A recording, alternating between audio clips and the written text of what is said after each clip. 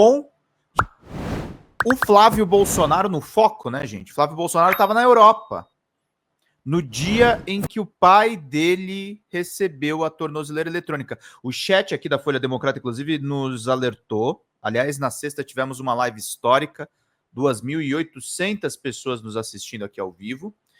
E o Reinaldo Azevedo lembra na coluna dele, tá, que o Supremo Tribunal Federal, que o monarque, que o Bolsonaro, que os bolsonaristas dizem que é a ditadura da toga, foi generoso. Foi uma mãe para o Bolsonaro. Colocaram só o chocalho nele, a tornozeleira eletrônica. Foram suave com o genocida. Foram suave com o cara que realmente participou do golpe de Estado e comandou o golpe de Estado e queria o golpe de Estado para permanecer no poder. Foram tranquilos. O correto no judiciário, respeitando a Constituição, e teriam brechas para isso, seria uma prisão preventiva. Era para o Bolsonaro estar preso na sexta-feira, porque ele é de direita, exatamente, o Jefferson Santos está lembrando aqui. O judiciário ainda é uma mãe com esse cara. E mesmo sendo uma mãe com esse cara, esse idiota tá dando entrevista para qualquer pessoa.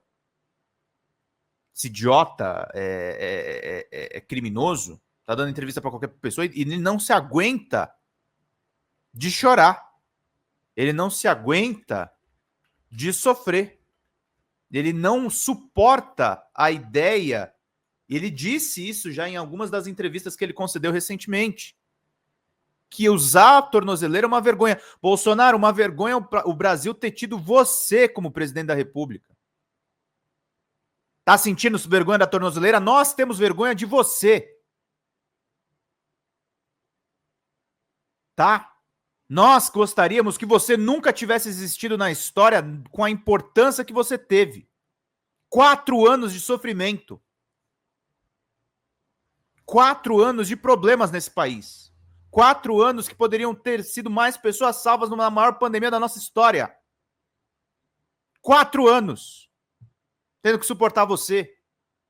Você é um erro ferroviário na história do Brasil.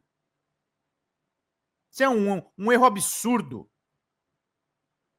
Você é um erro que vai ser difícil de superar. Vai ser difícil de a gente aguentar isso. Aliás, Lia Sérgia já está no chat. Lia, postarei a sua coluna, tá? Não deu tempo ontem, eu tive que descansar um pouquinho, mas daremos aí o nosso cafezinho do fim do mundo. Devo ler na live de amanhã, com todas as novidades.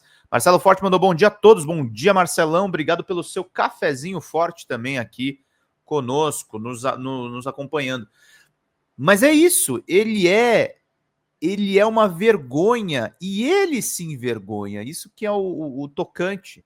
Além de tudo, é um fascista frouxo, mas que a gente não deve menosprezar, porque ele está circundado, e a gente vê pela própria atuação do Braga Neto, de pessoas extremamente perigosas. O Exército teve uma operação da Polícia Federal no mesmo dia, está na coluna da Berenice Seara, do jornal Extra, eu vi acontecendo ali ao mesmo tempo, em que houve apreensão de armas ligadas ao Exército. Então a Polícia Federal está trabalhando muito seriamente em cima dessas questões. Muito seriamente essas questões. Muito além do Bolsonaro nessas questões. É isso que a gente está acompanhando. E não adianta seu Bolsonaro chorar, não adianta seu Bolsonaro achar que as coisas estão sendo muito injustas com ele, porque não estão.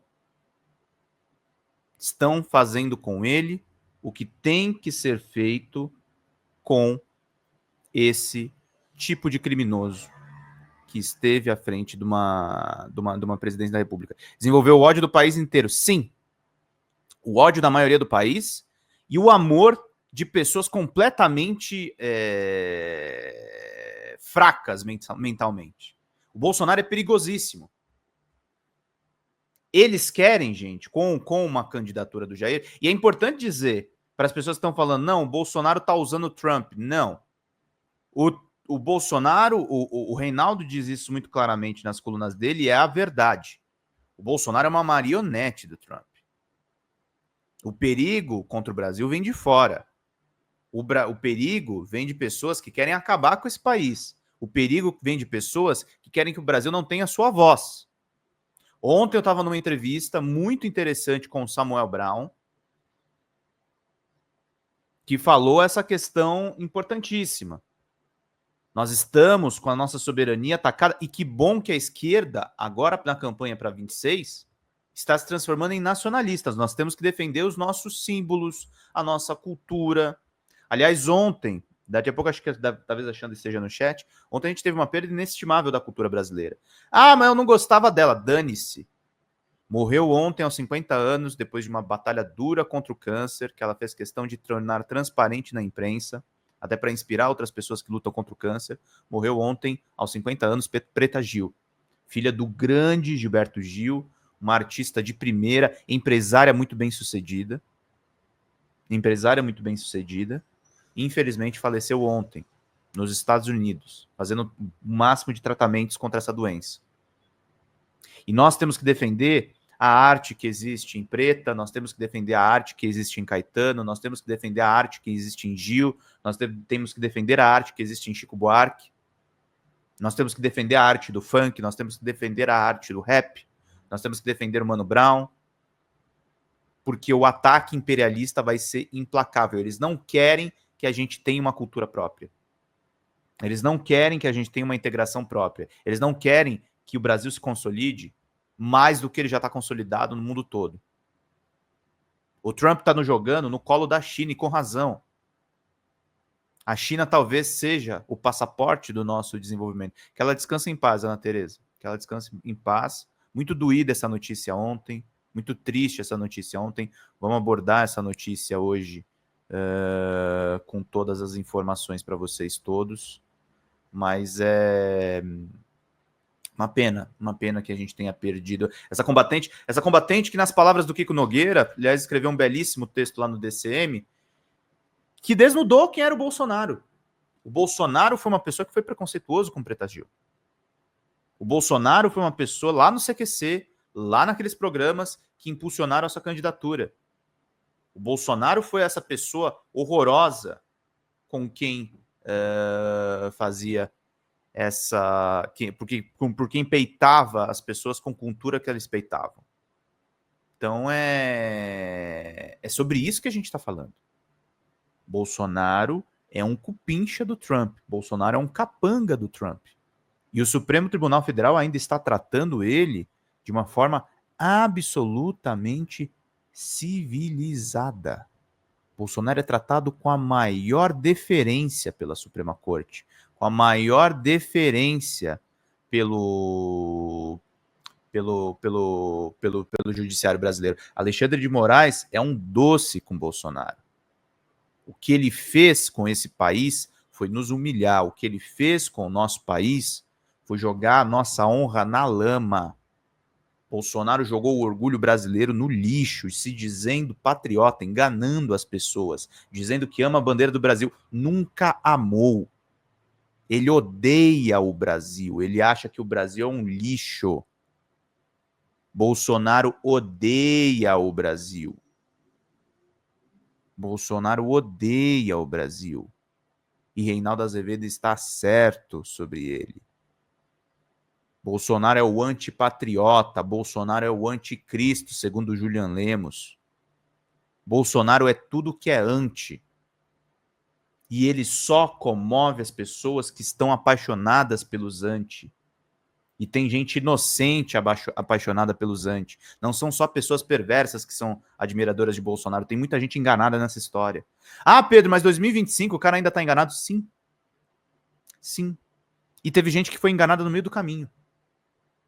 Teve gente que não estava com Bolsonaro. E depois ele engrossou o caldo através de outras vias. Porque essa é a guerra infinita deles. É a guerra deles nas redes sociais. E agora eles querem estender para guerras econômicas. E o Eduardo quer uma guerra física. O Eduardo quer uma guerra física. O Eduardo, que está dizendo agora que não vai renunciar, que é um provocador barato, um lesa-pátria, uma pessoa que odeia esse país. O Eduardo quer ir para o cúmulo do irresponsável, no que aponta corretamente o relatório da Polícia Federal. Ele é um dos piores extremistas. Ele é um dos piores extremistas desse movimento todo. Ele é um lixo, é uma pessoa desprezível, uma pessoa horrorosa. É o pior dos filhos do Bolsonaro. Sem dúvida nenhuma. E o mais irresponsável de todos. Porque Carlos Bolsonaro é um traumatizado. Flávio Bolsonaro é uma velha raposa. Jair Renan não tem idade para nada. Sobra quem? Eduardo Bolsonaro é o filhote iluminado. É um lixo tóxico. É um lixo tóxico. Eduardo Bananinha é um cancro. É um atraso. É um serzinho lamentável.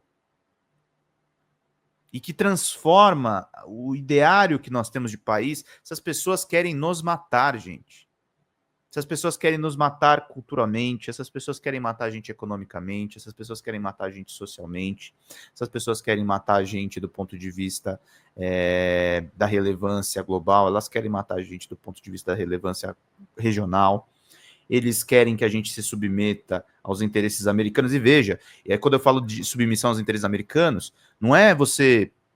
Porque, eventualmente, gente, pela nossa criação, a gente pode gostar da cultura dos Estados Unidos. Mas gostar mais da cultura americana do que da nossa? Essa submissão, essa sabugice, isso não existe. E existem culturas muito mais interessantes, culturas pouco exploradas pelos brasileiros. A gente tem que se aproximar mais da China. A gente tem que se aproximar mais da Ásia. A gente tem que cultivar as relações que o presidente Lula sempre teve. Isso é histórico, tá no Instituto Lula, no acervo do Instituto Lula, as relações nossas com países africanos. A nossa relação com a Europa, que está reforçada também pelo atual governo. A gente tem que mudar o nosso eixo de atuação internacional e nós temos que olhar para nós mesmos. Nós temos que alimentar esse povo para que ele não caia de novo no mapa da fome. Nós temos que incentivar mais o desenvolvimento interno. É muito importante isso, gente. É muito importante que a gente desenvolva as questões todas e que a gente não abandone o nosso trabalho de conscientizar, de avisar, de desenvolver com as pessoas todas essas questões. É relevantíssimo que a gente aborde esses temas.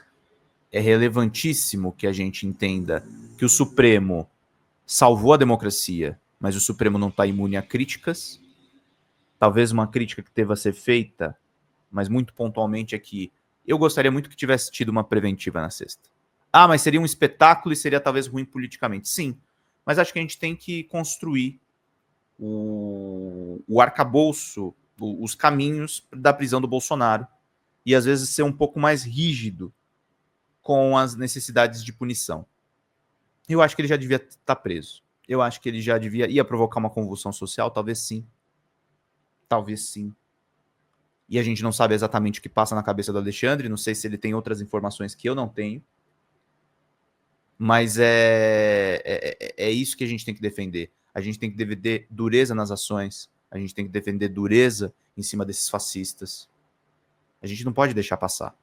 E a gente tem que nutrir entre nós também esperança. Muitos companheiros que eu vi aqui na Folha Democrata no chat falavam: não vai dar certo, ele não vai ser preso, vai ser só uma domiciliar, vai ser só uma coisa leve. Não será leve. O Bolsonaro ficará atrás das grades.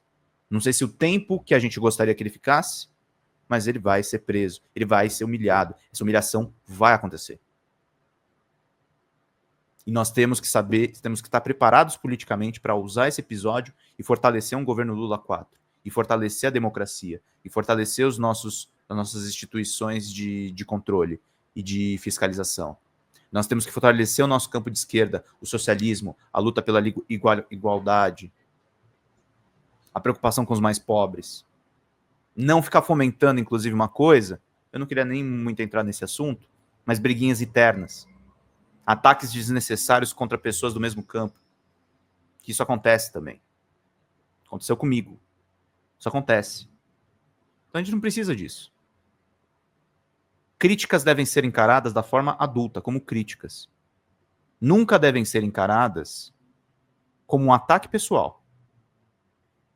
Nunca devem ser encaradas com uma pessoa que confunde uma pessoa e outra. Eu tenho as minhas convicções. Eu trabalho em outros lugares. Aqui na Folha Democrata eu trabalho com a Xanda. Lá no DCM eu trabalho com o Kiko Nogueira. No Meteoro Brasil eu trabalho com a Ana e com a Sofia. Mas eu tenho as minhas convicções pessoais. Não sou só uma cabecinha falante aqui, conversando com vocês, que não tem opinião nenhuma. Eu tenho muitas opiniões sobre muitas coisas. E, claro, obedeço também às pessoas com quem eu trabalho em cada um dos veículos. No Drops eu sou editor-chefe. No Meteoro eu sou colaborador. No DCM eu sou repórter e mediador também lá. E aqui eu sou editor. Então, são lugares em que eu atendo, inclusive, públicos diferentes e presto o melhor serviço segundo as minhas opiniões. Discordando, às vezes, pontualmente, de alguma coisa dos veículos. Então, antes de fomentar ataque interno, saibam disso. Saibam que eu sou um trabalhador também. Um trabalhador com um site próprio, com respeitabilidade, que talvez seja uma coisa que às vezes falta nas pessoas que fazem esse tipo de coisa, né? Que aí é uma complicação meio doida. Não tenho inveja de ninguém, eu acho que cada um sabe o que faz, cada um sabe como é que cria a sua própria audiência. E vale a crítica, eu acho complexo pessoas de esquerda que crescem em espaços de extrema direita. É evidente que as pessoas podem mudar de ideia, é evidente que isso pode ser uma estratégia válida em outros momentos. Eu defendi aqui o debate que teve entre Pablo Marçal e Guilherme Boulos. Muita gente da esquerda foi contra isso. E é um debate. Agora, isso virar um ataque dentro do nosso campo é uma coisa muito esquisita, isso que aconteceu. Não vou dar nome sobre isso, tá, gente? Não vou estender muito essa discussão, mas eu queria deixar esse recado aqui nesse editorial, e pode ser que eu deixe em outros lugares, mas sem dar voz, porque o que a pessoa que fez isso quer mais é que eu fale nomes, que eu faça ataques, que eu faça ad hominem, e na minha ideia não é essa. Eu acho que a pessoa que falou esse tipo de coisa, ela tem um valor, só que acho que ela está desperdiçando, ela está se perdendo, ela está achando que um é igual ao outro. Tá bom. Fique à vontade, faça aí o que você achar melhor, mas saiba que isso me fortalece. Isso me deixa com a consciência absolutamente tranquila a respeito do meu trabalho. Não sei o quanto fica do lado daí. Talvez seja uma necessidade, talvez, de defender algum podcast, sei lá.